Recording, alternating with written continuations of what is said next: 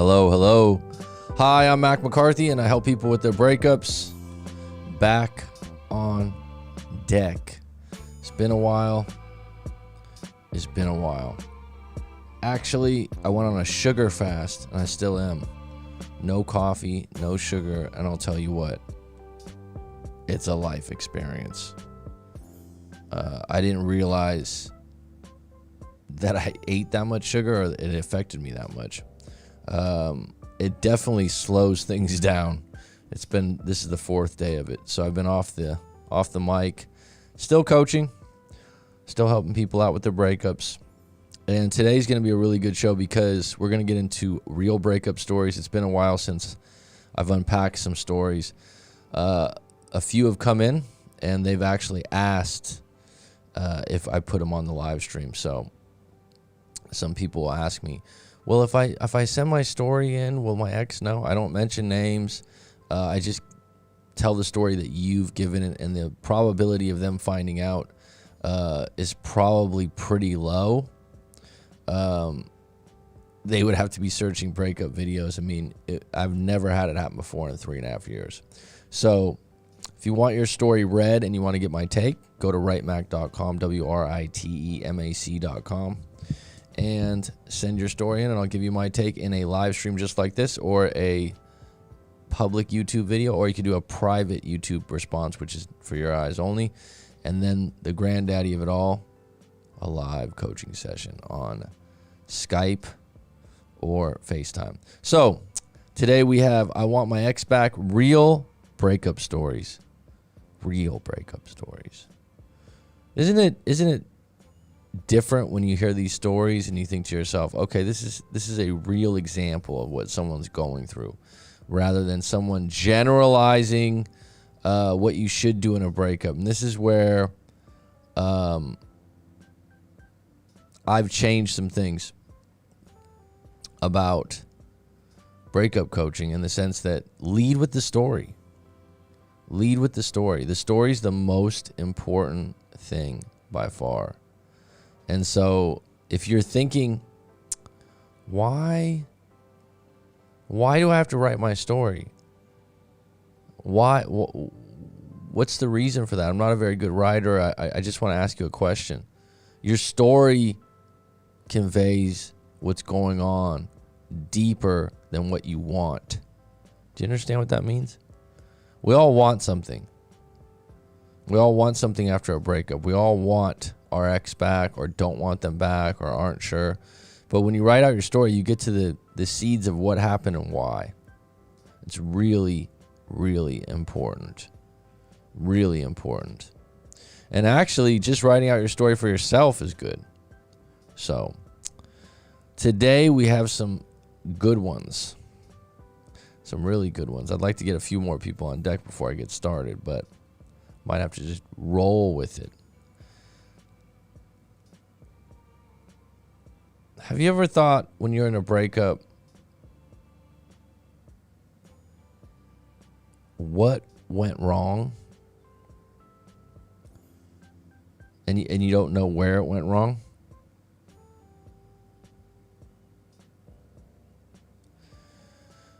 I think that a lot of times we believe that something went wrong when maybe nothing went wrong. It's just the fact that you're two different people with two different ideals, with two different sets of values. And this is what you come back to again and again. Everyone sees the world in a different light, in a different shade, in a different way. And that's okay. That doesn't mean you're wrong.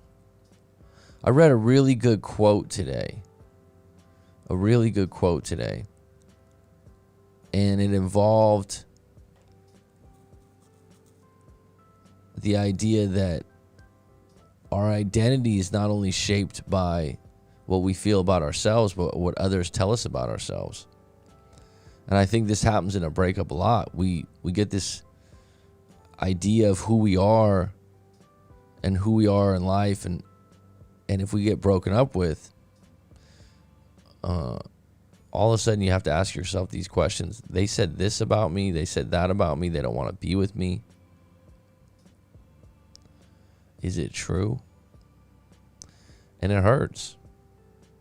But sometimes, could there be nothing wrong about the breakup and it just doesn't work?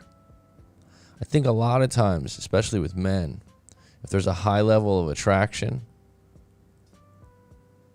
and they won't always admit this, I think guys that are younger, high level of attraction, a high level of connection, they won't admit that they're in a bad relationship or they actually don't line up the way they think they do. Or you know what's a really big one? She's this, like I just had this client. She's going to med school, man. She's going to be a doctor. She just got into NYU. She's so wonderful. She's like a perfect type girlfriend, the archetype. And then you have to ask yourself, well, who are you? Are you up to that? Because you're putting this individual on a pedestal. You're putting this individual on a pedestal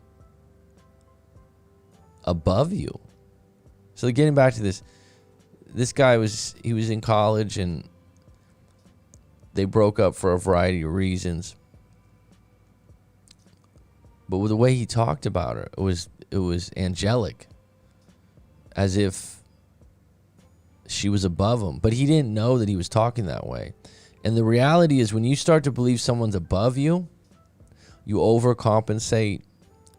You do things out of character.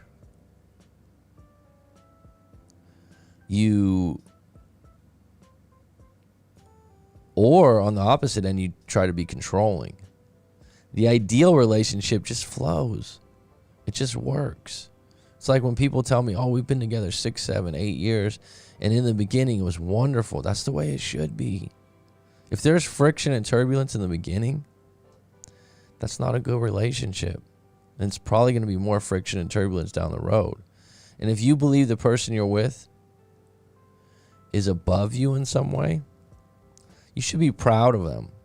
You should feel like you're proud to introduce them to your family, friends, and colleagues. You should feel like they're a good partner, boyfriend, girlfriend, husband, wife, etc. But if you feel like somehow, wow, she's in med school, she does this, she donates time to charities, what do you do? Right? People that circle out of breakups, a lot of times, they get obsessed with what their ex is doing, what they're about, who they're seeing. What do you do? Because sometimes it just doesn't work. It just doesn't work because you like them or you care about them or you're attracted to them and you feel like you're doing everything right.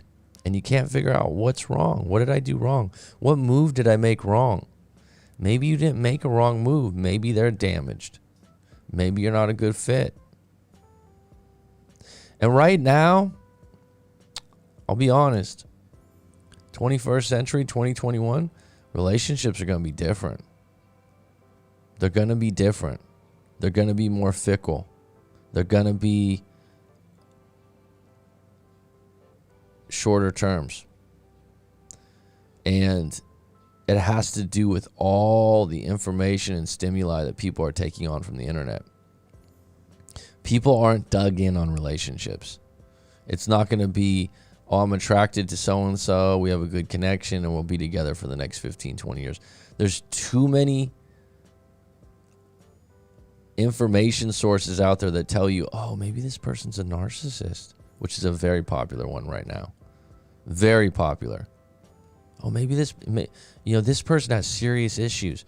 I remember recently a friend of mine that doesn't have a very good track record in relationships. Actually, the guy's only been in 2 relationships and he's 30. And both of them were extremely short-lived. They were extremely short relationships. And he'll admit he wasn't good with women. And he's got his own sort of issues. Okay. He was a drug user. He lacked confidence. He didn't listen well when people talked to him. And surprise, surprise, he spent a lot of time on politics on the internet and got wrapped up in that. The problem with people getting wrapped up in stuff like that is it's very passive, right? Think about that for a moment. It's so passive. There's no action being taken. There's no action being taken when people do this. So getting back to this guy, he's 30 years old. He's had one relationship that was quote unquote a girlfriend. He had a chip on his shoulder because he lost his virginity extremely late in his mid-20s. He was really embarrassed about that, which I said, you know what? Once you've done it, it's fine. If you weren't ready, or something happened, or you were religious, whatever. But he had all these things going against him. So here's the crazy thing. His second relationship, which was with a pretty good woman, highly attractive, it was done in 3 months. So, and I told him when he broke up, I said, hey, look, you might want to rethink this before you just break up. And he just broke up over the fact that she didn't seem to like him as much as he liked her, which might have been true. He didn't want to work things out. He just wanted his stuff his way. And this lined up with his personality. I said, okay, do what you got to do. He regretted that months later, sent her text. I think he thought he was going to prove a point. But here's the crazy thing. Someone actually came to him for breakup, like for relationship advice. So I thought, this is kind of funny. It's like I've talked about it before. I'm not going to go and tell you who's better for you as a breakup coach or a therapist. I think you can research that on your own on the internet now. There's a lot of options, right? There's a lot of research to be done. But he had this friend come to him. He's telling me about it. And this guy's other relationship was toxic as hell, right? And toxic is such a blanket term. I'd rather this is why I like people to write their story. Get specific. Get specific on what happened. So I know that this guy was basically in a abusive relationship. Basically, the female was abusing him physically. I know people don't think that happens, but it does. And it's alarming because if the shoe was on the other foot, I mean, this guy had stitches. He had bottles broken over his head. Now, I wouldn't put up with that. But the funny thing is, this friend of mine that was talking to him said, man, I just talked to him for a while, and he's dissecting his breakup and whatnot. And I said, oh, you're a breakup coach now, kind of thing, kind of half joking with him. And he said, he didn't respond to that, but he goes, I said to him after a while, you know what this is, right? You know what this relationship is. It's a toxic relationship. And I thought that idea that let's just generalize it. Let's just blanket it with, it's a toxic relationship. That doesn't help anyone. Do you know what I mean? It's like labeling your breakup a term like it's toxic does not help you one bit, right? It's stating the obvious. And I thought it was kind of interesting because I said, when he wrote, I told him, look, and he kind of led up to it. You know what this is. This is a toxic relationship. And I thought to myself, wow, great advice. But here's the value in writing out your story. You really got to get detailed on what happened, what your feelings are, what went down, who was a part of it, what was influenced. Because otherwise someone, will hear bits and pieces and go, wow, it sounds like that's really toxic. How does that help you? How does that help you at all? I don't know. It really doesn't, right? So now we got 11 on deck. I'm going to say what's up to Lindertube, Chuckster, Truth of Love, Clutch. How you doing, bud? G Money. It's been a while. I hope you're well, bud. How are you supposed to know someone is a good fit? Well, if you have to ask that question, you're not filtering very well. First and foremost, if someone's a good fit, right off the bat, it's good. There's no turbulence. There's no questioning. There's no, oh, you know what he did or she did. I didn't like it. Right from the get-go, when you start dating, you start going out, you feel it. I'll give you an example. This might be random as hell for some people, but I've talked about this before. I used to sell shoes when I was in college. Yeah, go ahead and drop an Al Bundy joke. I've heard them before. But when I was selling shoes, you know, there's a lot of people that buy a lot of shoes, and myself included at the time.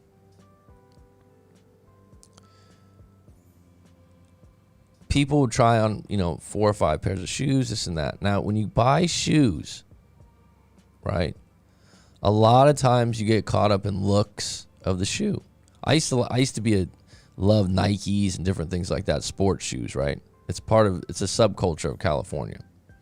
It's kind of funny, when you lived in Southern California, people were into skate shoes. We were into Nikes, basketball shoes, whatnot. But if you buy a pair of shoes that don't fit you well or are uncomfortable, have you done this before? I don't care how good they look. Do you wear them?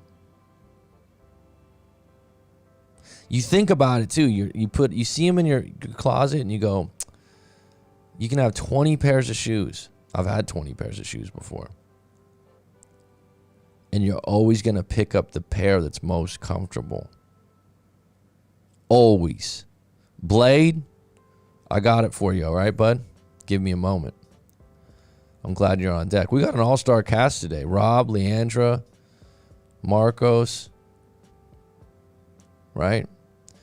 So there are people out there and men out there that will wear uncomfortable shoes in the name of style. Why else would you wear an uncomfortable shoe? Why else? What would be your reason? Have you seen people?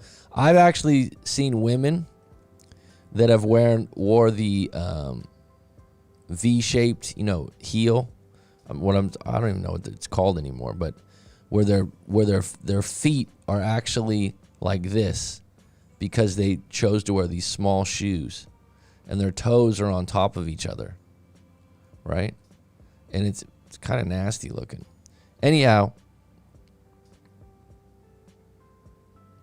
it just flows. Thanks, Sess. It's a good fit when everything is easy, like Coach said. It just flows. And when you start those relationships, it's beautiful. And you have to be in a good place yourself, right? You need to be in a good place yourself as far as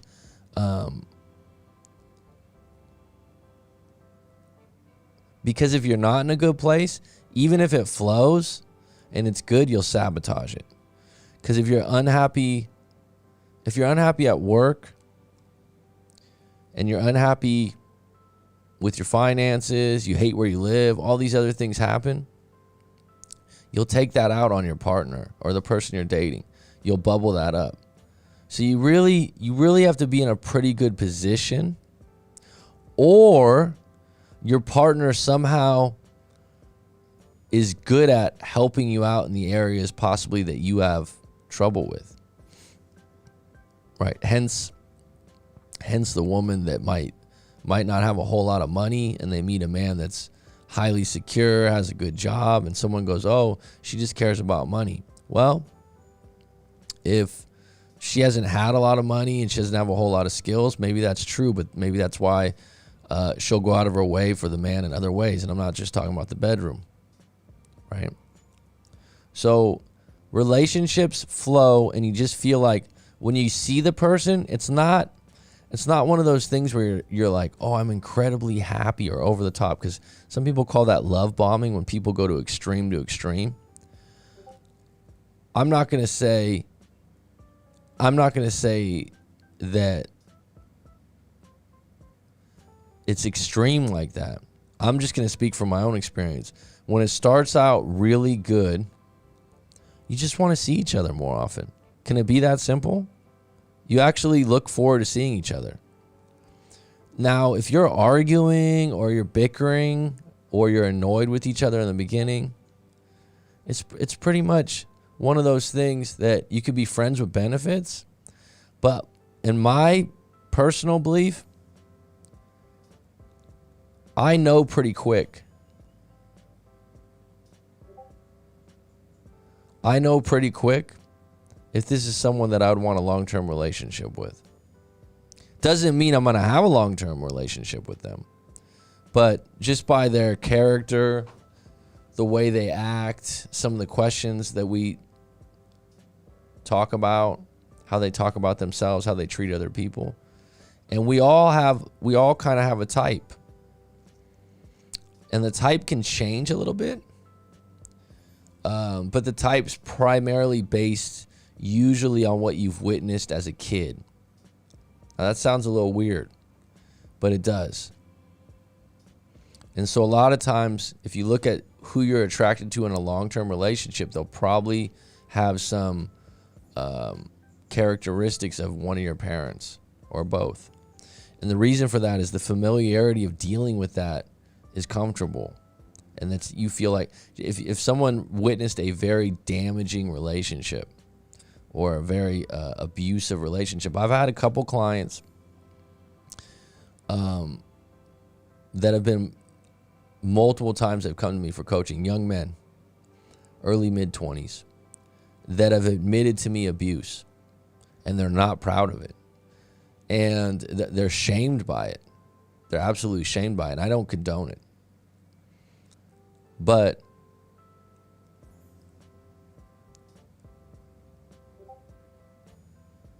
when I'm talking to them, it's difficult for me because in my head, I'm like, I'd never hit a woman. And that was instilled in me as a kid from my father.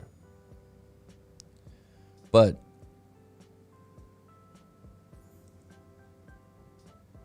if you feel like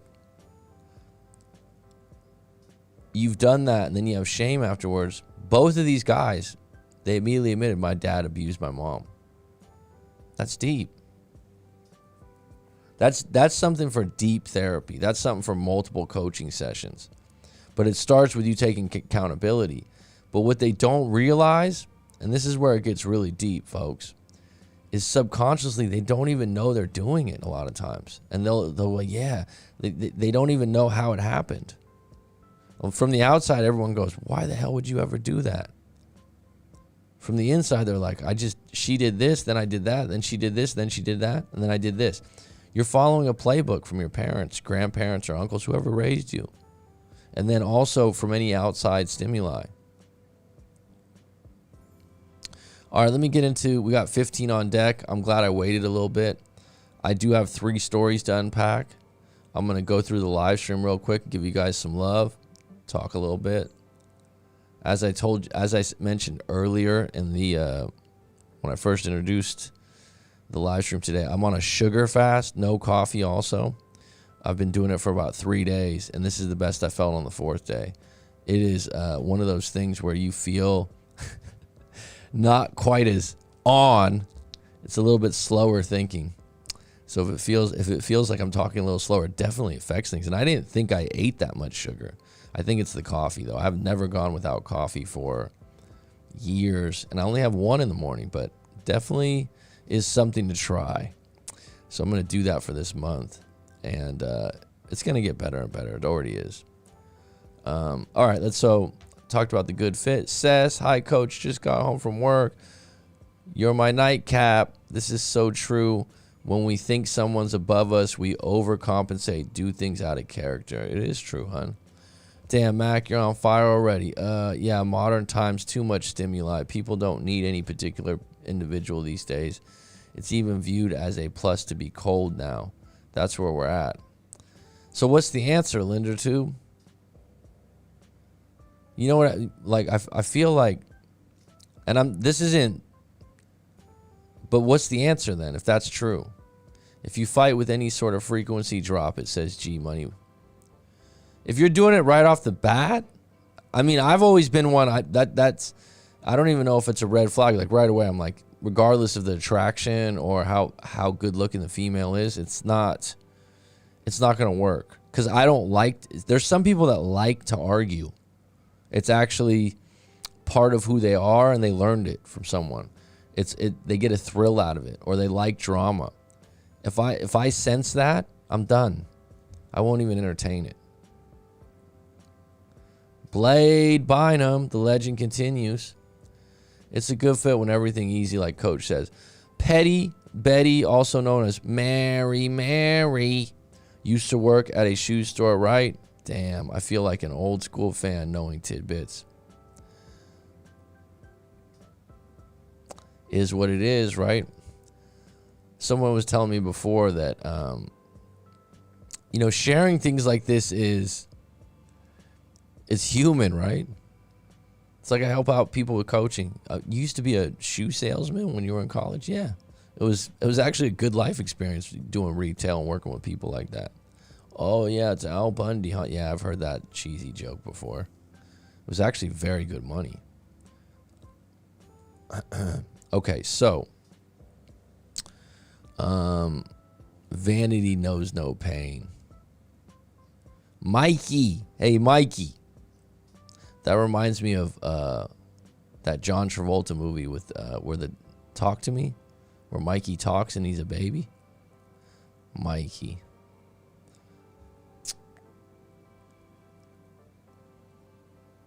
Let's see what else is on here. We had a convo on the Discord. Women tend to date cross or up on the social hierarchy. Not in every case, but in most cases. I agree with that. Women, and Jordan Peterson talked about this, who you're a fan of. I think it's true. I think by the way, if it's not true and it becomes untrue, then that usually leads to a breakup. I've seen that time and time again, and the guy doesn't realize. For example, if people in their 20s especially might meet out of passion, lust, and attraction, and then 3, 4, 5 years later, the woman gets a really good job, or the guy never fulfills his quote-unquote potential. Maybe smokes too much herb, sits at home, never gets a real job, has no ambition, etc., etc., and she'll be out. Where a guy might put up with that more, that's hypergamy. Would it be the case in a gay relationship as well? Well, I'm not gay, so I wouldn't say that I'd be an expert on that. But I would say that relationships are relationships, and if friendships are like that, and well, think about it this way. Let's reframe that. Fang drag. It's funny because Fong, F-A-N-G, Fong would be listen in Thai, I believe. Think about your other relationships outside of romantic relationships. Put the gay thing aside. When you meet a friend at work, doesn't it just flow right away, or do you have to try hard? If there's someone that you have to try hard with, it's usually someone that you're not good friends with right away. So this applies to all relationships outside of romance. My ex tried to push me to hit her. It was insane. Why would you say that she tried to push you to, like she told you hit me? Again, that's probably related to something in her past. Your pace is smooth. No coffee today. Sweet, bro. I don't talk to my mom. I choose to be my own person. I don't know if not talking to your mom relates to being your own person. Do you have a damaged relationship with that? No coffee, Petty Betty. My mom did that and she got a headache and she was miserable. Haha, been in that position. Just wait long enough and you won't want your ex back. Limerence fades. End up being ejected. At least you didn't go for Life cereal commercial. Oh, shit. Man, that was... I don't know how old you are, Mikey, but I was young when that came out. That's funny. Don't use my government name. It's Mikey says, hi, Clutch. I'm a fan. You know when you know, referring to finding the one, I realize just means you make it easy to choose. You know, finding the one or the soulmate is a choice and perception. And so I definitely believe to finding the one, I realize just means you make it easy to choose. Can you explain what you mean by that a little bit, Sess? Because you're pretty good with words. I'm just curious. Can you elaborate a little bit on that? Mikey's 40. I'm 42, Mikey. Not 42, 40 also. God, I feel young, I feel vibrant, I feel great. And then when you think about it, it does change things a bit. He likes it. What would Mac be eating this late at night?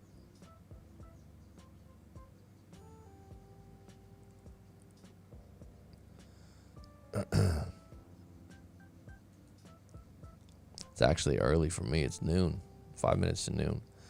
All right, we got 16 on deck, 5 likes. We got 40-year-old Mikey that still goes by Mikey, not Mike at 40. That says something. My ex tried to get me to hit her as well. Burn the toast. Can you believe that? Just kidding. Just kidding. Man. All right, folks. I'm gonna unload, unpack. See how my thinking's changed.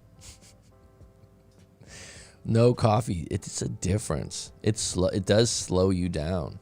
It does slow you down. It does slow my thinking down for sure. So, hi, Mac. Hope all is going well for you. I was hoping you might read this and offer some feedback. Perhaps even discuss it on your live podcast some evening. So here we go, folks. If you want to send in your story, I'd recommend that you go to writemac.com, send it in. I can unpack it in a video just like this. I've made a donation and would love to get your take. So here's an update with my ex. You may remember the background I've given you already. I think we last left this at, so this individual's been a coaching client of mine in the past, and so I know his story quite well, as I remember it quite well. So I think as we left this at her being hot and cold, canceling a dinner, gracefully declining attempts to meet and get to know each other again. I stayed in no contact for 2 weeks and avoided places where our paths would cross. About 1.5 weeks ago, I ran into her at another park in the community where we both live. So this individual lives close by his ex. So this isn't him just, creeping around or trying to be found. They live in the same community. Put some background to this. Basically, they were together for a little while. This individual that he's dating, a woman, she has PTSD from a highly abusive relationship. And he's pretty much the first guy that she's dated, and it went really well for a few months. She did have an alcohol problem. I think a year has gone by since their original breakup, where he basically said, hey, I've got kids. I can't be around an alcoholic. Called her on it. She had a fit. Made it bigger than it was, and basically just broke everything apart. And he believed that they were really good together. And so now they're in the same community. They run into each other off and on, not just this time. And whenever they run into each other, he can tell she still has feelings. She's quit drinking for, I don't know if it's been a year, but for a long period of time. And she's very hot and cold with him, meaning that when she sees him in person and they're in direct contact, he can tell that she has interest. And this guy reads women well. I've done a live coaching session with him. It's not like he's just making things up. And so when he runs into her, it seems like they can restart something, and then she goes cold. I decided to have a come to Jesus conversation with her to ask her what she is feeling towards me. It was a great encounter, and we got a few things out on the table. She says she has feelings but doesn't know what they are yet. She says she is still scared. So this has been, here's the interesting thing. I can be objective. This has been the narrative throughout the last few months. I like you. I care about you. I have feelings for you, but I don't know how to make it work. She says she is scared. So I don't know if you can fix scared, right? And the fact that she had an abusive relationship before, you can say like, what are you scared of? But you can't. She needs deep therapy or a coach or hypnotherapy to get to the bottom of what her limited belief about relationships are. So her rejecting, she says she has feelings but doesn't know how they are yet. For someone, and this individual is in their 40s, for someone in their 40s to not know how their feelings are yet, they need some professional help.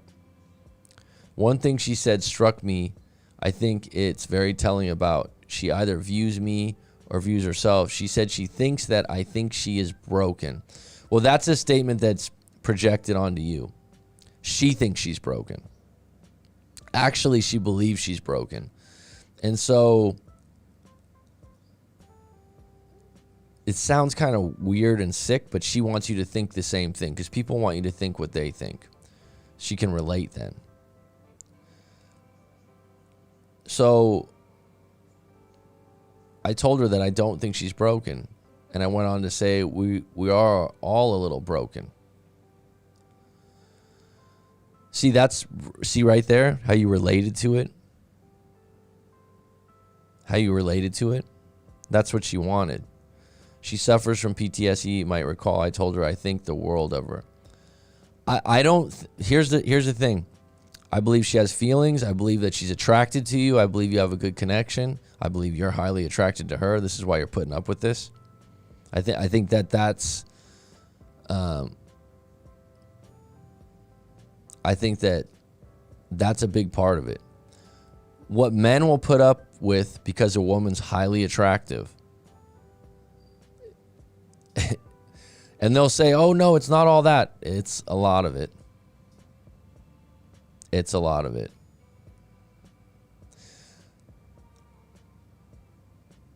We talked a while longer, and my closing statement to her was, I love you, said her name, but I love myself more, and this hot and cold stuff is becoming unhealthy for me.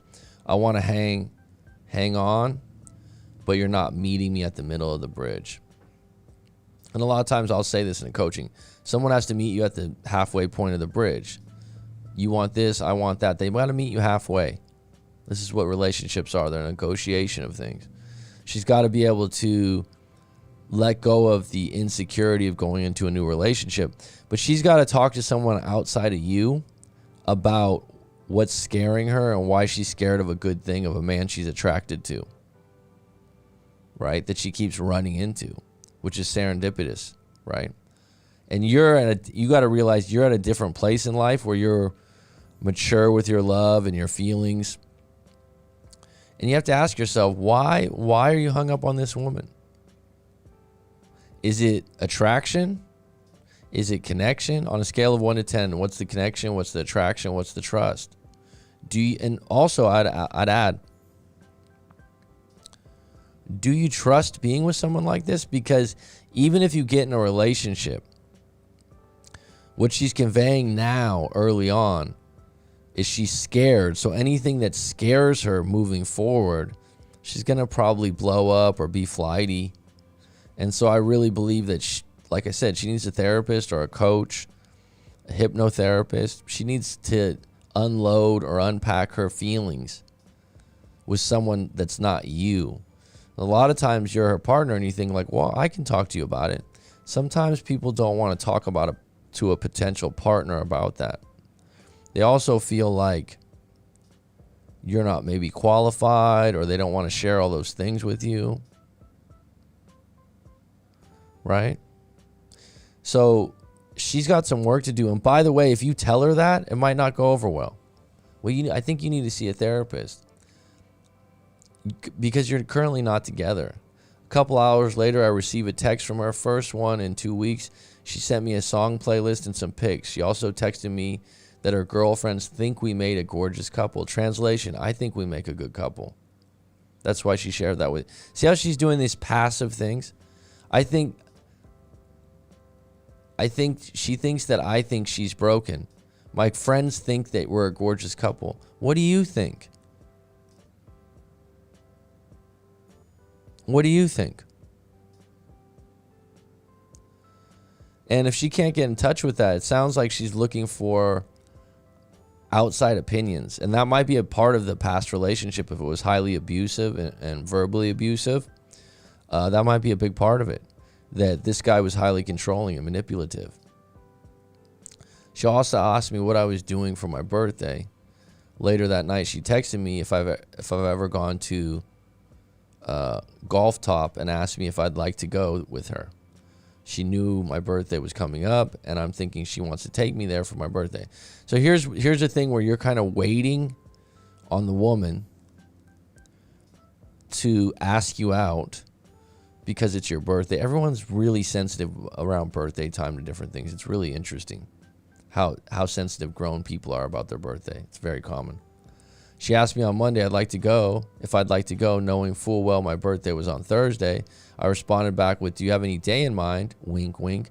Assuming she wanted to take me on my birthday. Her response was, nope, just gauging interest. Wink, wink. Okay. This woman's going to drive you nuts because she doesn't even know what she wants. Wink, wink. I mean,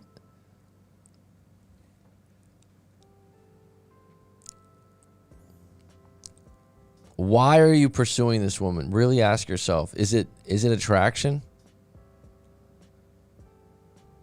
Is it a lack of other options?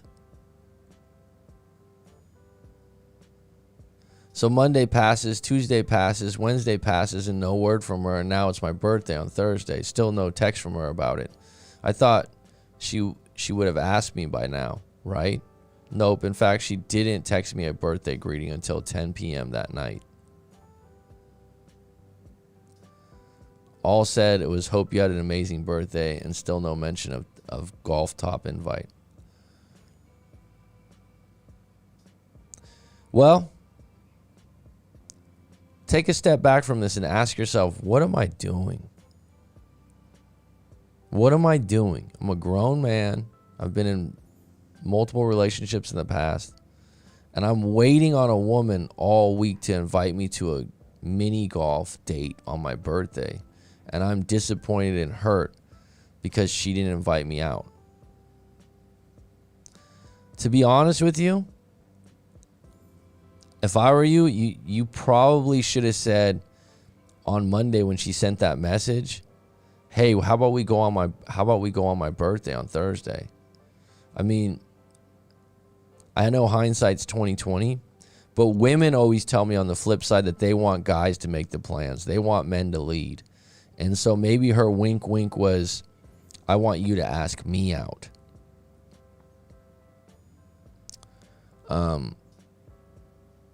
And that, if you were in a different situation with her and you had a different level of confidence with her, you probably would have just said, hey, how about we go there for my birthday? Because any of the women on the live stream right now, wouldn't you say that her asking about this top golf place was her hinting for him to ask her to go there? I wasn't mad, but very confused and hurt. You're gonna be confused and hurt because your intentions and your feelings for her are direct and clear to you. And when you see her, when you're in her presence, you can tell she's interested.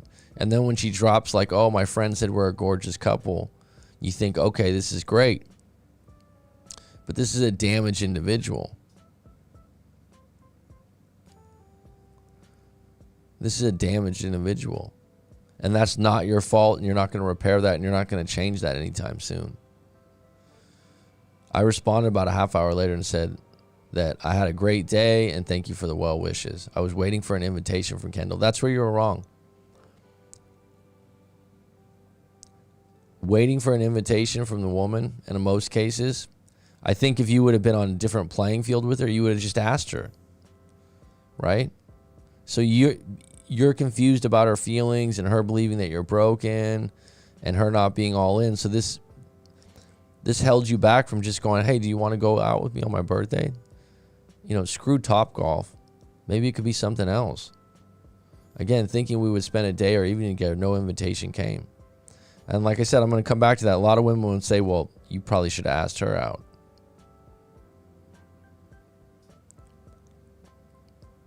And I was rather put off that her half-hearted birthday greeting came so late in the evening. Well,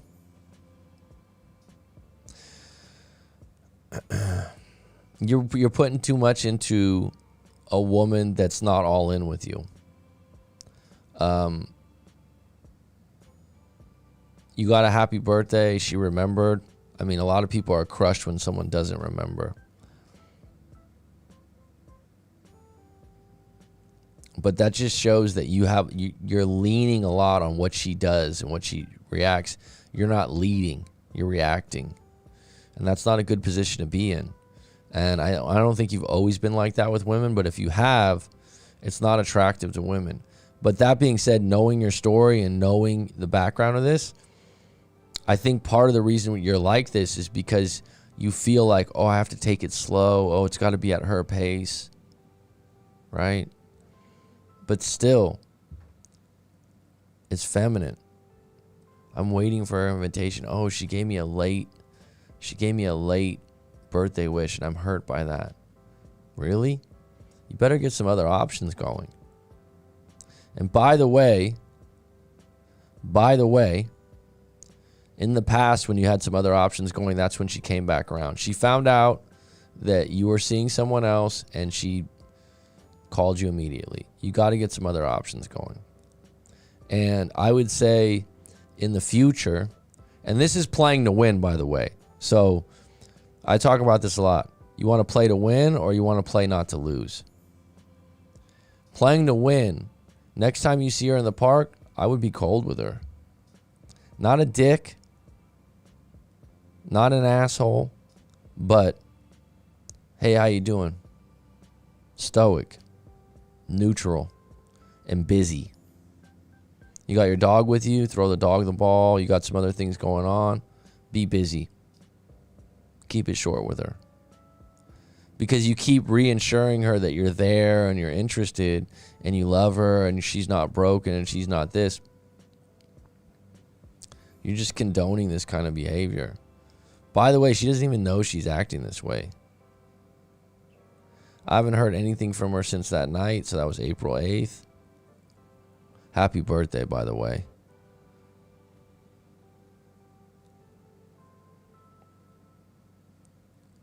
Let's see here. Just lost my place here. I did, however, drive down to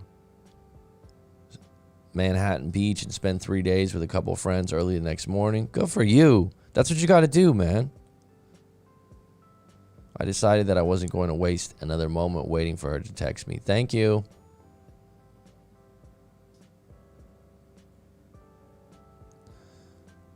What the hell went wrong? Is she jerking me around?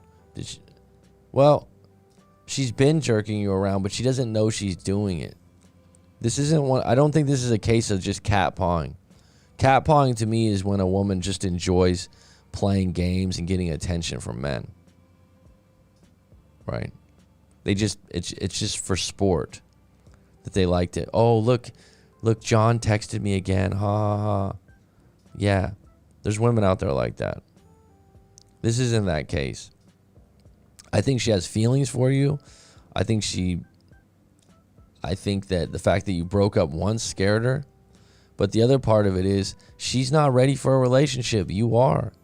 Conveying things like, I think you think I'm broken, means, translation, I'm broken. And you respond with, well, we're all a little bit broken. She's not a little bit broken. She's a lot broken. She's got PTSD from a past relationship that was brutal. You can't relate to that. You want it to go away. You want to help her with it. I don't think she wants your help. And then there's the other part. When someone identifies with something like this long enough, so in other words, if it's been a couple years and she's like, oh, I have PTSD from my past relationship, I have PTSD from my past relationship, it becomes a blanket to whenever they get, well, this is why I can't be in a relationship because I have PTSD. I'm not saying that there's no sensitivity towards that, but someone's got to be in a mode where they go, you know what, I'm tired of feeling this way. I'm tired of saying I have PTSD. I want to work on this. Is there a way that I can get over this? That's the promised land. Because even if you got in a relationship with this woman and it was rose petals and wine glasses and you went to the park together and she invited you out for your birthday to go golfing or whatever, it's still going to bubble up. She still feels broken and conveying like, oh, my friends think we're a gorgeous couple. What do you think? Right? She's just not ready for a relationship the way you want it. Did she get pissed by seeing birthday wishes from me on Facebook by other girls? No, I don't think so. Is she trying to hurt me? No. No, I don't think she is. I think she's hurt. I think she's not ready for a real relationship.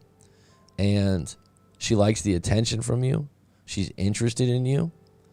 But if you were going to pursue something, you can't wait around for invitations from her. And the reason why you're a little bit gun shy on inviting her out is because you've been rejected by her before. So instead of taking 2 steps forward, take 2 steps back, as the great Paul Abdul said, and opposites attract. Take 2 steps back. Readjust your dating profile online and go on offense. Right? And when you see her, don't revisit these deep conversations conveying your love and care about her. Keep it to yourself. Write it in a journal. But like I said, this is going to be an individual. You're in 2 different lanes. And the crazy thing is, a lot of times people go, oh, well, I can help her. You can have the intention of helping her. But she's got to go seek it out herself. And I think she's going to want to see a professional. It's like people I've known before. They'll be like, they'll want to talk about something. I knew someone that had bad depression, right? They're like, hey, can I talk to you? But I think I need to talk to someone like a professional. Like, in other words, I'm not qualified, which is fine. I'm like, but do you still want to talk about it? And the whole time while they're talking about it, they don't want to let go of, I have depression, I have a serious problem. Now, the real issue is sometimes people, not all, will keep something like this in their back pocket as an excuse for not being in a relationship where they might get hurt again. Do you understand what I mean by that? They're saying, well, because of this bad relationship,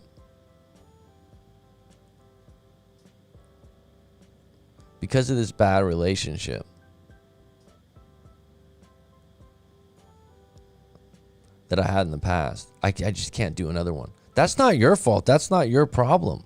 That's not your fire to put out. You know what I mean? And I think that the idea that you're letting yourself get hurt is really a bad position to be in. But you don't realize this. You have control over it. You have control over it. And one of the controls over that is to go, you know what, I'm sick of this. This is not the way to start a relationship. And the fact that you had a history and it went really well until it didn't, it was pretty short-lived. It was pretty short-lived. All right, I got a couple more stories to share, but in the meantime, I'm going to go through the live stream.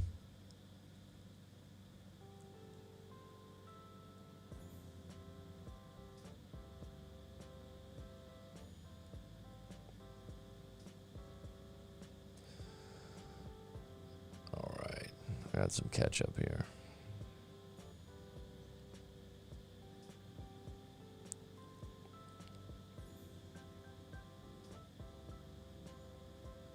Wow, I'm way behind. Eduardo Martinez, welcome. Nick Lindell, welcome.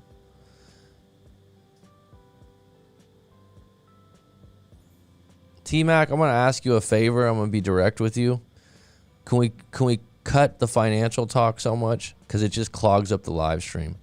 I know this is a pretty open thing, and you've been on the live stream many times, but sometimes you just keep going with the financial talk, and it's not about that. So I'm going to respectfully ask if you can refrain from talking about buying houses and Coinbase and all these other things. It seems like I'm not a financial channel. And like I said, it just clogs up the live stream with comments that's not relative. So I would just appreciate if you can take back the reins on that.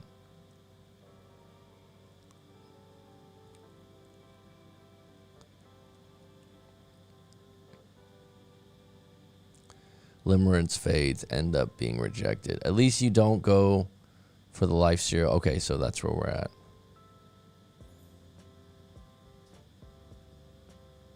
Todd Whitmore, TW's in the house. Nice one. You make it easy to choose you. Do I want to be with you? Do I want to marry you? Answers should be easy. Yes, every time. I would hope so, huh? I think the getting married question is not so easy for most people now, though. Because it involves so much. People get so worried about the finance part. But yeah, you're right. It should be an easy yes. Yeah, it should be a hell yeah. She's holding out for other options. G Money. Hey, chat, what's your take? 6 years together. She left me and blamed me. I didn't do anything she blamed me for. 8 months, no contact. And she just randomly blocks me. She unfriended me immediately, but now. 6 years together. She left me and blamed me. I didn't do anything she blamed me for. If someone's blaming you for stuff that you didn't do wrong, be done. That means you're speaking different languages. And you never want to say sorry for something you didn't do wrong. In her 40s, that adds to another layer of the situation. Why anyone would want to get involved there, I have no idea. What do you mean, Rob? If someone's in their 40s, you're saying that you'd never get involved with a woman in her 40s because you're in your 30s? The guy that wrote this story's in that age range. T-Mac, you degenerate. I love you. Not the BBC. I wish I had any clue how to get my ex back. I have spent 9 months solid researching our relationship at the core. If it's been 9 months, Mikey, write your story and let's do a live coaching session.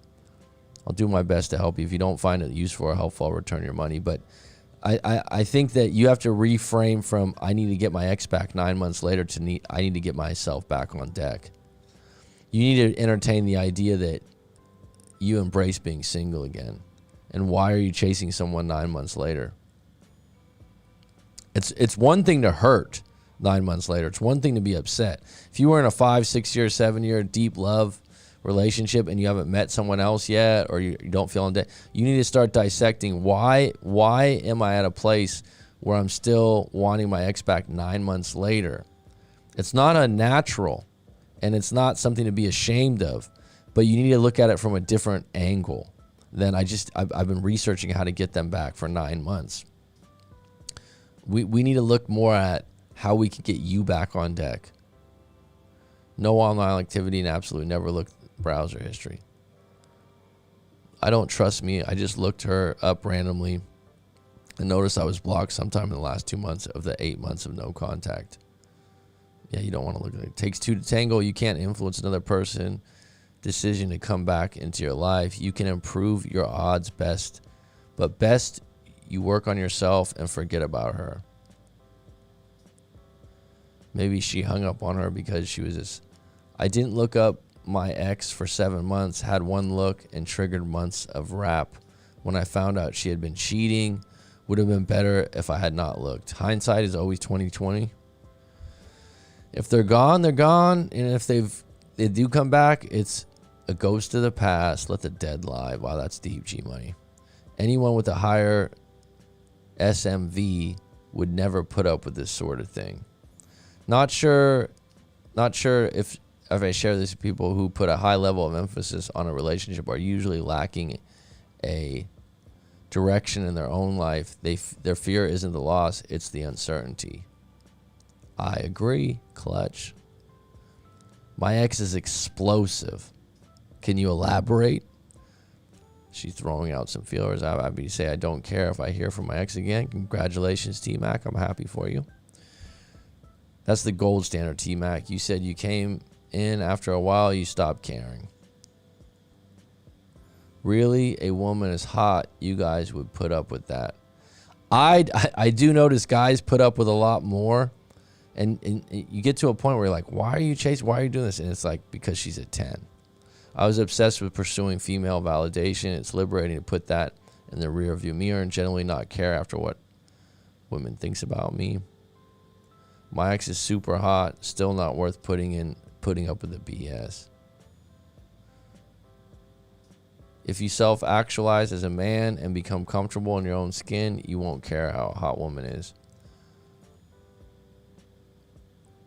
It seems to me he is playing in a lower level league of SMV. Maybe he should reevaluate what his options are and where his SMV is, where his life is going. A man needs to build up his own value. I agree. In fact, he's putting up with a lot.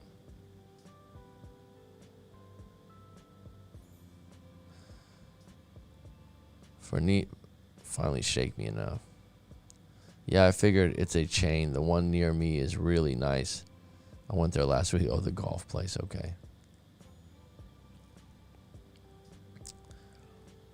My advice to this guy, well, the PTSD wishy-washy stuff is red flags.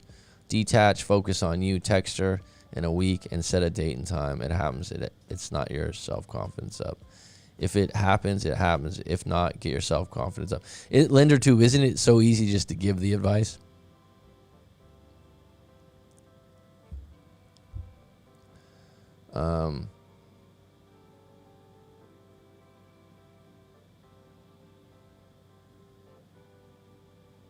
You're going to make me cry.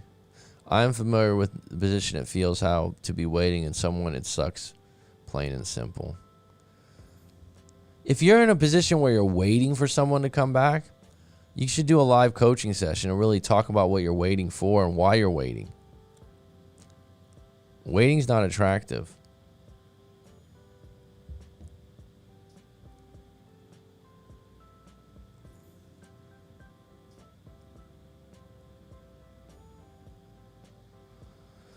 Dollar vigilante. Okay.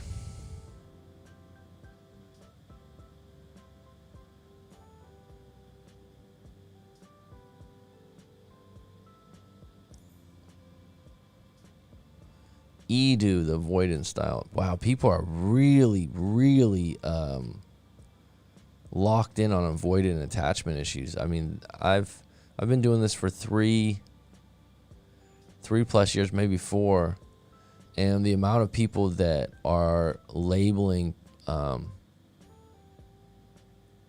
all their relationships through attachment is just amazing. I mean, it's just spread like wildfire. People at war with themselves will always cause collateral damage in the lives of those around them. When I read this, it hit me so hard. Hope it helps you as much as it did me. Absolutely. People want you to feel how they feel. So if they have issues with their friends, family, or colleagues, or they like to argue and fight, or, what's your favorite flavor of interaction with other people? Have you ever thought of that? There's some people that like to interact with people. They like conflict. They like to put people down. They like to be above them. There's some people that like to be people pleasers, and they roll over on any opinion. They're highly agreeable, right? Why is that? Where does that come from?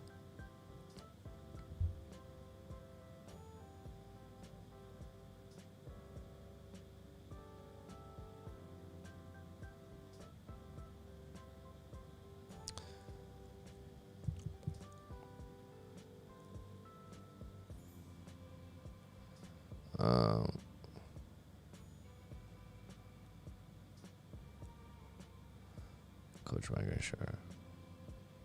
Right. Thanks, T-Mac. I appreciate it. Yes, I'm finally at that. I'm tired of feeling like this phase. The Dollar Queen. What a name. Why did you go by the Dollar Queen? What's behind that name?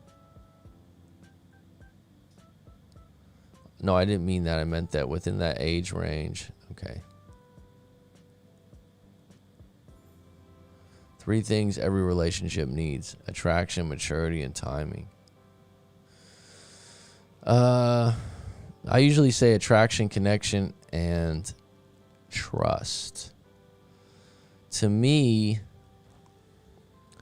trust is the one that usually makes and breaks relationships, and it's the one that keeps people from getting back together.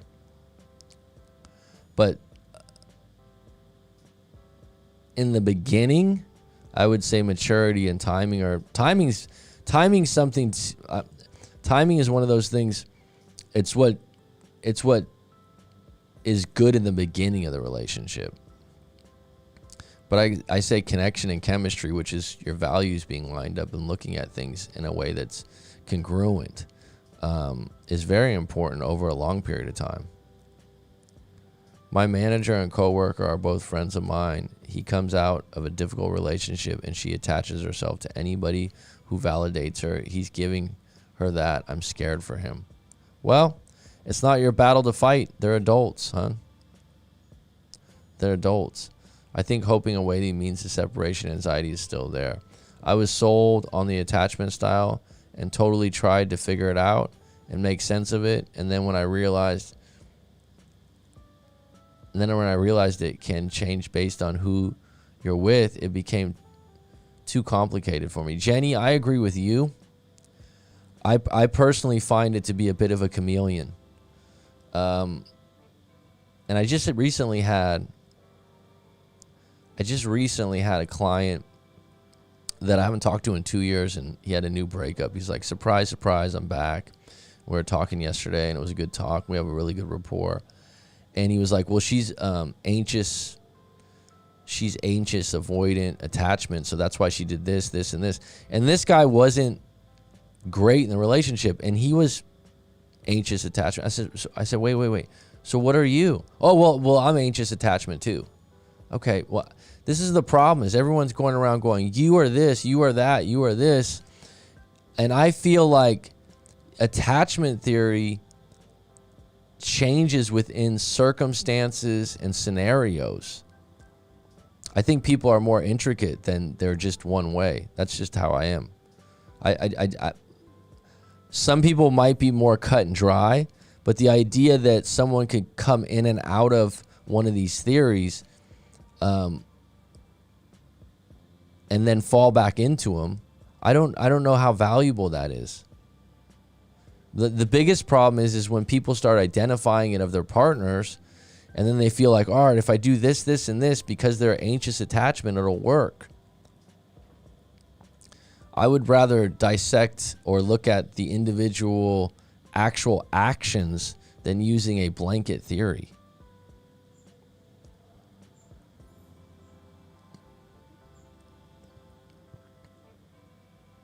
And I'm not saying that attachment theory can't be useful for some people, because I know, Clutch, you really like it and you really abide by it. And I'll listen to someone talk about it, and I listen to you on a live stream, and the way you conveyed it, I like it. But overall, I feel like people are diagnosing each other and themselves much the way you would the stars. I'm an Aquarius, so I'm like this. I'm a Pisces, so I'm like this. And they start to say,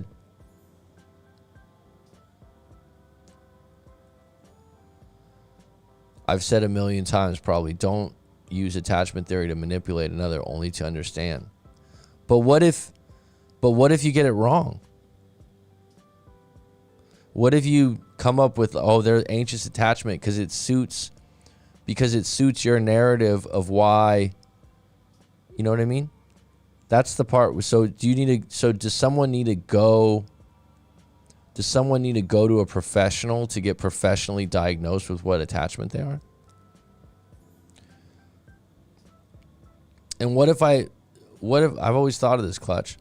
What if you and I, with our experience of talking to people and breakups and different things, what if I created my own theory? My own set of boxes.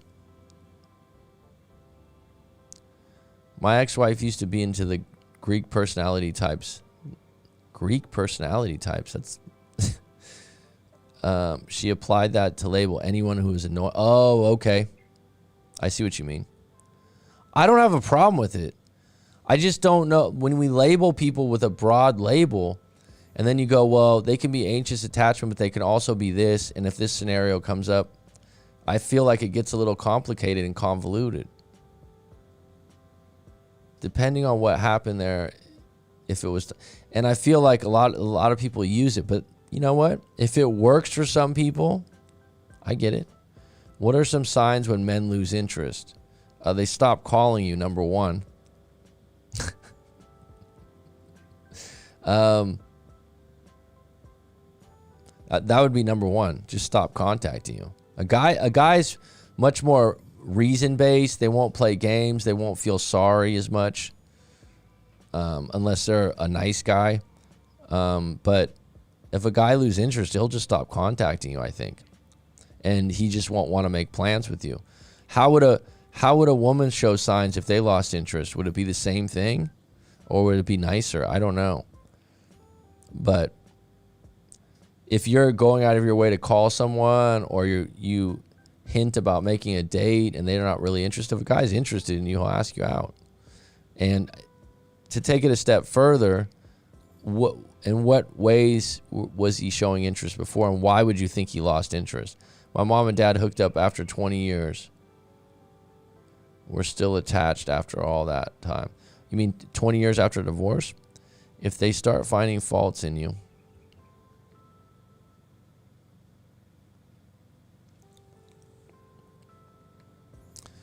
I guess that's true what G Money said. If they start finding faults in you that they believe are faults. So that doesn't mean that every guy would find that to be.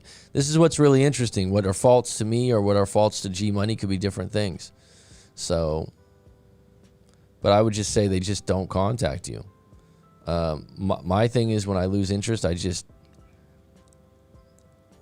stop making plans with that individual. A man needs to make money. He can't be lazy. I'm not all about money, because the type of men I'm interested in now don't make as much as the type I used to be interested in. But men need to make money. Okay, that's clear. Drop the mic, Petty Betty.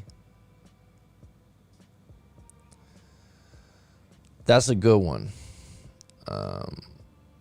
When my ex started losing attraction, she became highly critical, whereas I could go no wrong before. Different traumas trigger different reactions. Okay, we read that. I got you, Clutch. G Money, that's a good one. Clutch, yes. They use it as a crutch almost, or excuse. Alternative spirituality, welcome. Works in animal care, I believe. It's a sliding scale, but mostly I'm in one category, less so after therapy, but it's still a default position. Attachment is a range. It's not to be taken as an absolute. Okay. I prefer to speculate that my ex had some childhood trauma with the possibility of sexual abuse, which is more useful info than her attachment style.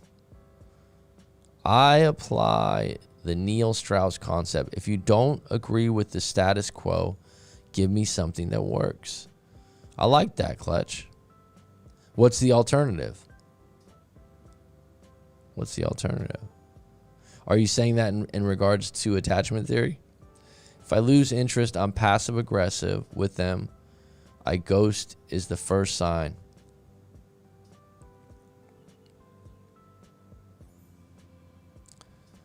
I'm in the I don't trust anybody style. Okay. Okay. Well, good luck with that. Do you think that's a good place to be, T-Mac? I'm Canadian, which makes me passive-aggressive by default. I always think Canadians are some of the nicest people on earth.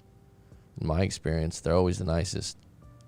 New Zealanders, or Kiwis as they go, and Canadians seem to me to be the most not outgoing, but just generally kind, soft-hearted. Skinner, yo.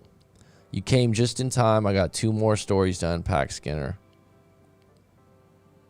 Yeah, give me something better. I would totally be open for listening to a new theory before attachment. It was MPO before MPD. It was compatibility before that. It was attraction. Yeah, okay.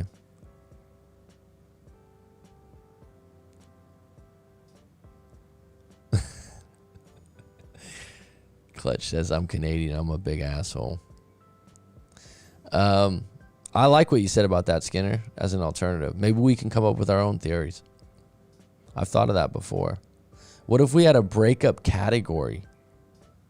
I thought about this, developing a survey. People would love to fill out a survey, and then you tell them what kind of breakup they're having.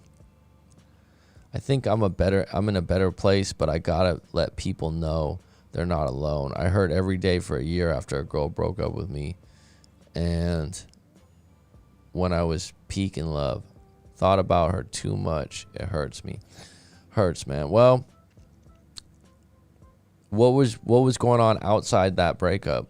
Was your job in a good place? Was your family and friends in a good place?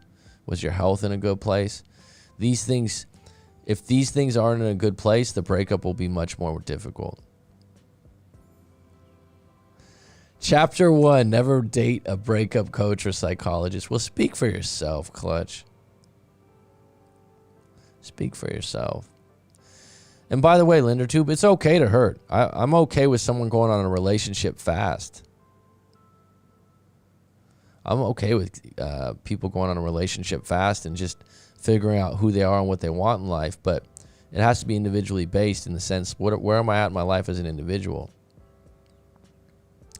I have a friend that her ex keeps coming back like it's not going anywhere. Why does she keep taking him back, Elena? Canadians are polite and will stick a knife in your back. Not in my experience. I found them really easygoing. But you know what? That's probably related to the area that you're from. There are many layers to Canadians. I guess that's true of every country.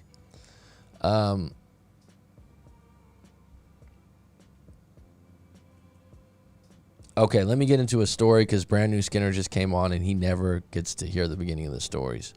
I'll make my own channel with a following and life lessons. Good idea. That's what they say in Thailand. Good idea. Simplicity wins, right? Dear Coach Mac, I'm happy you provide this service. Here's my story. My ex and I lived together for 4 years and we're together officially for over 6 years. We are both 27 years old currently. We are also both accountants but work at different companies.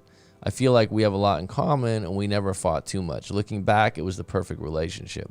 I know what a bad relationship can look like from my parents' divorce and my ex-girlfriend before this relationship. This was a damn solid relationship, says you. I planned to marry this woman. She knew that too. Maybe that's why she broke up. The biggest problem is her mother and sister, whom always need money and manipulate my girlfriend. Okay, ding, ding, ding, ding, ding, ding. That's a problem you're not going to fix. The mother and sister aren't going away. I've said this before. The fact that she's manipulated by them, she's an adult, and it's extremely difficult for people to turn away their mother or their sister, especially if they live in close proximity. I understand you want to help your family, but this is just ridiculous. Her sister has a drug and alcohol problem. Her mom's been a functioning alcoholic for 30 years or more. Okay, this is one of those situations where it's tough. But when you start dating someone and you overlook that, it's gonna become a problem in a long-term relationship. And by the way, if you got married, it would be an increasing problem, because you would be taking more. When you marry someone, correct me if I'm wrong, for most people's definition, you're marrying into a family. Part of you getting married to someone, and why marriage was created in the first place, is to bridge families. And so the expectations of the sister and the mother might even be higher upon you. And I can relate. My dad was an alcoholic for years, but you can't support them through their addiction. Okay, so here's an interesting thing. My dad was an alcoholic too. My experience with my dad and what's transpired over the years, which hasn't been all good, but I'm not going to go down competitive victimhood. It was bad. There were some things that went down. Guess what? I still have a good relationship with my dad. Now, my situation and what went down with my dad, the life experiences, the situations, the scenarios, the events, the only thing what we would have in common is my dad's an alcoholic and your dad's an alcoholic. It's not the same storyline. It's not the same experience. And so I think people think, oh, I understand alcoholism. You don't understand what went down, because someone that's an alcoholic can be functioning, can be gregarious, can be outgoing, can be non-scary. And then there's other people that can be outright fearful, abusive. There's so many variables here. And so when you just throw in like, oh, my dad was alcoholic too, and this is how I dealt with it, it's not the same game. It's not the same thing. It's a different scenario with maybe one variable the same. And I know, because doing this for a while, I'll even say to people, I understand my dad's an alcoholic too, or was an alcoholic. Well, I guess you always are, because there's relapses. And it affected my family a lot. But I never go into story. I never share deep stories of my childhood and the bad shit that happened, because I don't want to compete for that. But reality is, there were so many twists and turns involved in that. And when you say there's some manipulation, people that are alcoholics or drug addicts are highly, highly selfish. They're motivated by the drink or drug first, and they'll do whatever it takes to keep that. And so when you feel like, oh, they're doing this to my girlfriend / fiance, I don't know if you were getting married or not, and you see it from your angle, they don't see it from the same angle, because they look at it like, if I don't help this person, or it's my sister, it's my mom, I have to. Think about that. I have to. She doesn't get how it works. No, she doesn't get how it works for you. So you think, oh, my dad was an alcoholic, so this is what you do. But he wasn't maybe the same type of alcoholic or the same situation as a mom. For example, if the mom's destitute, barely getting by on bills, and then has the sister as a triangle in there, the sister is also on there, it's a lot. Because the hardest thing is when you are the mature one and you feel like, if I cut this person off, where do they head? Like, what are they going to do? It's very difficult. My dad needed to hit bottom before he got sober, and even then, he needed to hang out at the bottom for a while to get no life raft sent for him. Listen, I agree. You need to hit rock bottom, ground zero, whatever you want to call it. I agree. You're not going to be able to tell her that if it's her sister and her mother entangled. You can tell her once, you can share that story once, but you hammering it down, it sounds like she's locked in that this is what she has to do, and she has to figure that out on her own. People don't like to be told what to do with close family members.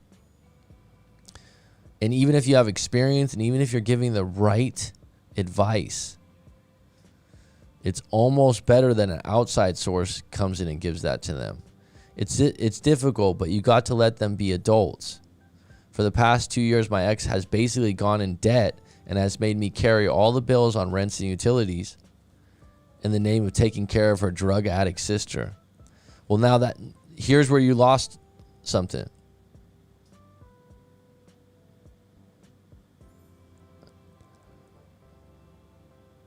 Are you being manipulated? Why are you paying the rent and utilities for the, because in the name of taking care of the drug addict sister? At some point, you got to ask yourself, is this something that you want to do long term? And you got to put your foot down. You got to let your girlfriend know that this is something you'll no longer do. I couldn't take it anymore, and we had a huge argument about 2 months ago. She said, if you're asking me to choose my sister or you, I'm sorry, it's not fair, but I'll never turn my back on her. Never. Okay? That's a choice. I said, I'm not asking that you turn your back on her. Just cut off the endless handouts. Well, I mean, what's associated with what she's saying to you is, I'll never turn my back on her, never, never. And you're saying, well, don't turn your back on her, just stop giving her money. Well, giving her money would be turning your back on her, is what she's saying. So in other words, the sister's creating this narrative of, I need this, and she keeps feeding it off to her. Your girlfriend's going to have a consequence from this also, which would be you not paying the bills and paying the rent. She doesn't get it. She then did the worst thing possible and moved in with her mom and sister. That is the worst thing possible. She told me I disrespected her and her family with the things I said, and it was time for her to move on. I was speechless. I didn't see this coming. It's extreme, and as I said, we were so good together. That night, she moved out most of her stuff with her sister's help. It was awkward, as I felt we couldn't have one more talk with the sister looming around us. That night, I texted her that I really want to work things out and that I can accept her giving money to her family, just not so much. Well, there you go. Now you're giving in because you're desperate. Now you're not willing to go to ground zero. So this is a really interesting parallel. Here you're telling her your mom and your sister need to go to ground zero, but she also has to go to ground zero in the fact that she's cutting them off and having to deal with that traumatic experience. And now you're saying, well, actually, I'm not willing to go that far either. Because the reality is, if you're going to change her, if she's going to change her behavior, she needs to feel what it's like to break up with you. She needs to feel the consequence. Because if you continue this relationship and you go, oh, I just won't give that much money, it's never going to end. A drug addict or an alcoholic in these situations, they're always going to get at your door. And if it's 30 years for the mom, it's not going away. Please consider coming back. I love you. She responded, I have to think things over. She responded, I love you sometimes too. The sometimes is just her sense of humor coming out. Well, that's really clever. So now it's been 2 months of us texting and talking on FaceTime, but we've only met up once for lunch, and it felt like she was a different person. Well, that says something.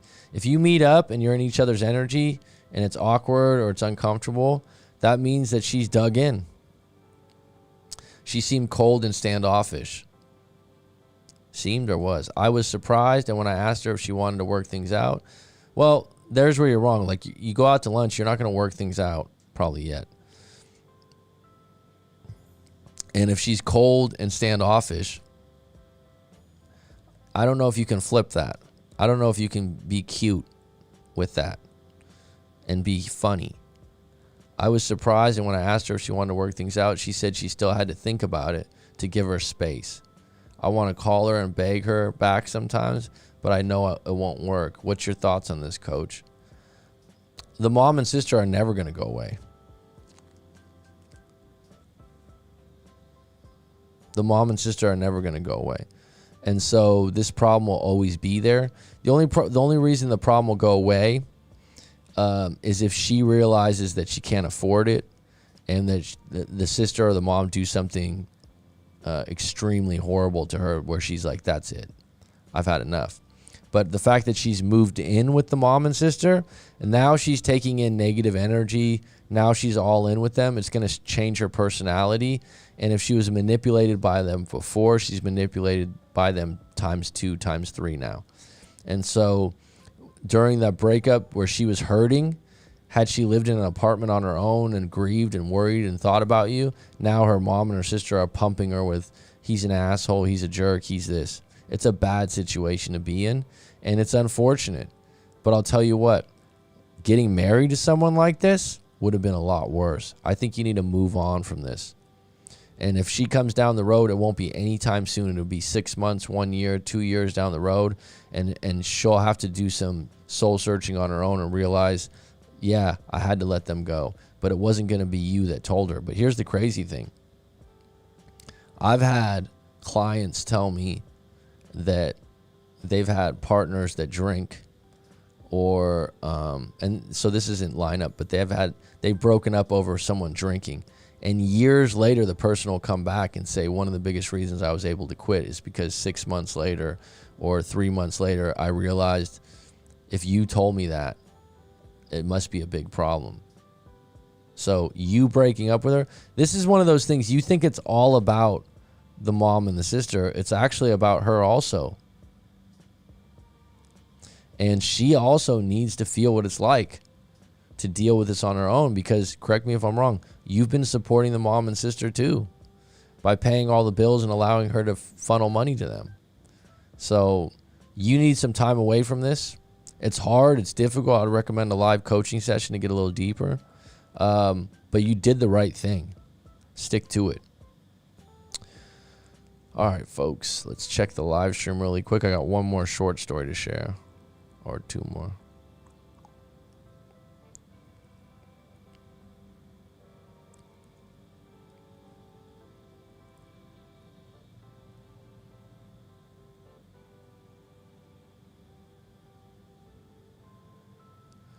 "2 years relationship fast, totally the right decision rather than trying to cover over the pain with a new relationship. Glad I took the harder route." I think there's something to be said to recover on your own. That's why my smoking ex is dead to me. Smoking what? White Claws and Juju juice. Juice. Ladies, where you at? Let's party like it's 2099. I don't get that. Oh, is White Claws a drink? Some other person in the live stream was talking about White Claws. Never ever enter a relationship to fix. Words to live by, Clutch. You will end up with the traumas of the broken person. Mark my words. I've seen it happen enough times. I'm a recovering fixer. I think people look at it, like I said, I think one thing that's not looked at is, oh, my dad was an alcoholic, your dad's an alcoholic, I know how to treat this. I did have my dad relapsed years ago. I'm not going to go into that, but it was tough on the family and my parents and whatnot. And my girlfriend at the time was a great girl, very empathetic. She didn't get it at all. She was like, why don't you guys just let your dad drink? Because for her, it was like, you guys are being mean. Like, why are you getting upset with him? She didn't understand. My dad drinks all the time and he's fine. It's a lot of times when you give advice, you think you're giving advice from a parallel playing field, but you're really not. Fixers look for someone more broken than themselves to focus on rather than working on their own issues. I speak from experience. Right on, T-Mac. And they ignore red flags of the man who needs fixing. Robert Glover had a good line that a nice guy will hook up a giant emotional hose to their partner and attempt to suck them dry to fill the hole in their own soul. Wow.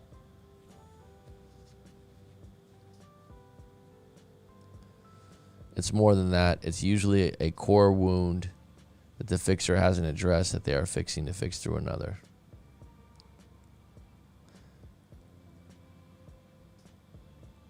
All right, folks, I got one more story, and then I got to get lunch. One more short one.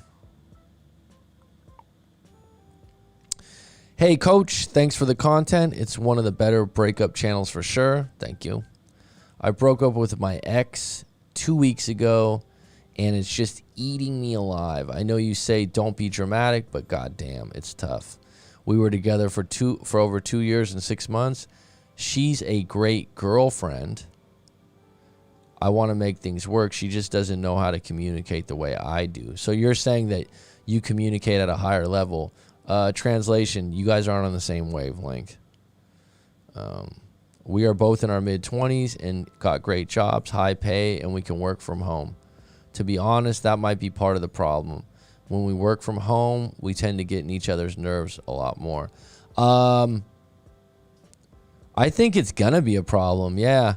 I think people think it would be ideal, but working with your partner at home, especially if you have kids there too, going to the office and having a routine might be a better outlet for a lot of people. It's why it's been done for years. I think you can definitely get on each other's nerves more by living at home, and I've heard of multiple cases of this.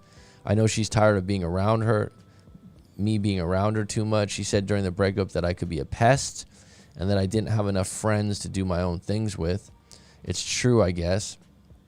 I don't have a lot of close friends, and that's probably because we don't live in my hometown. We live in hers. So she's got a pretty extended friend base, which I would tag along with and sometimes be the only guy, but I was cool with that. I don't think that's a problem if you were invited.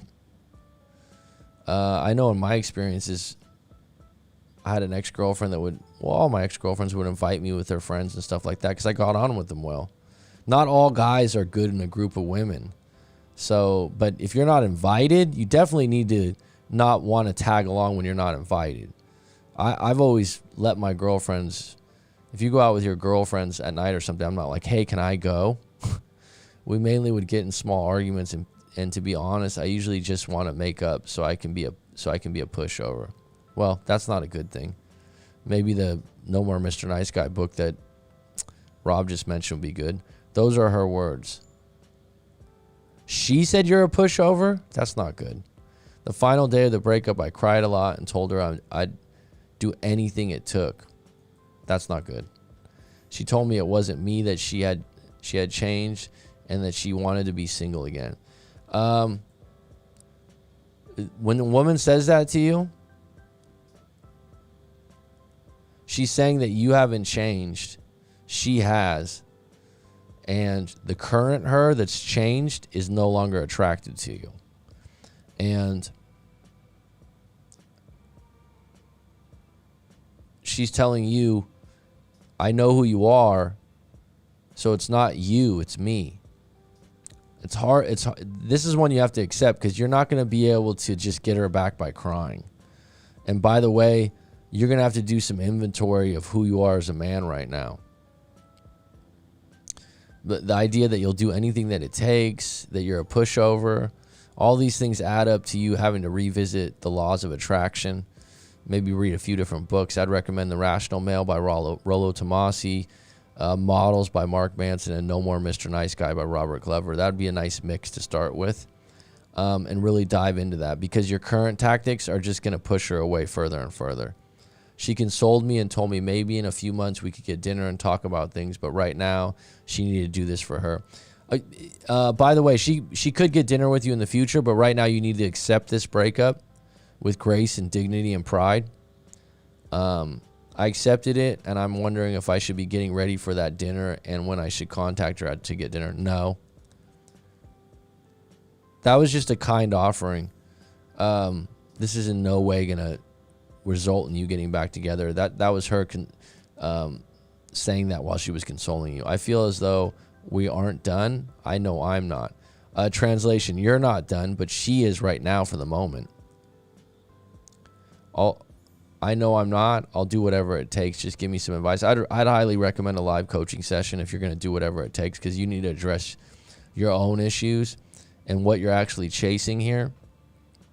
And sometimes in a breakup, when someone says something like, I want to be single again and I changed, and you don't want to change, and you like who you are or you like where you're at, by the way, you built a case to this woman for however long you were with her of who you are. So you can't just say sorry. You can't just say I'll change. And you don't even know what you're changing for. She's saying I changed. This is one of those situations. It's harsh. And you said she doesn't communicate the way you communicate. So you got some things here. But right now, going to no contact. All right, folks, is there any closing questions? Got an hour and 39 minutes today. We had 15 on deck, 11 likes. Appreciate the spirited live stream today. Rational Male is good, T-Mac. I like Rational Male, Models, and No More Mr. Nice Guy as a nice mix. And The Tactical Guide to Women by, I believe it's Sean Smith, is actually another one. If you can read those 4, and I think that if you read them during a breakup, it's great. It's great.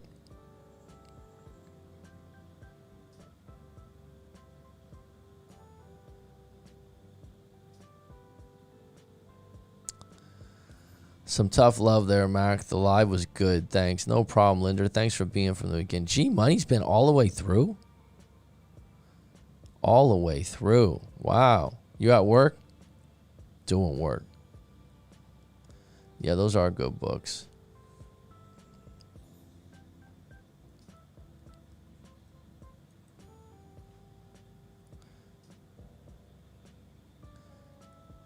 Guys, remember to support Mac on his channel, like sub and get coaching. It goes a long way. Thanks, Clutch. I appreciate it, bud. Brings Mac a coffee. Yeah, it starts to get monotone. If you heard the beginning, I was just in a slow pace. I've sped it up a little bit. I've been re-energized. All right, folks. It's been good. It's been grand. It is curtains. Thank you all.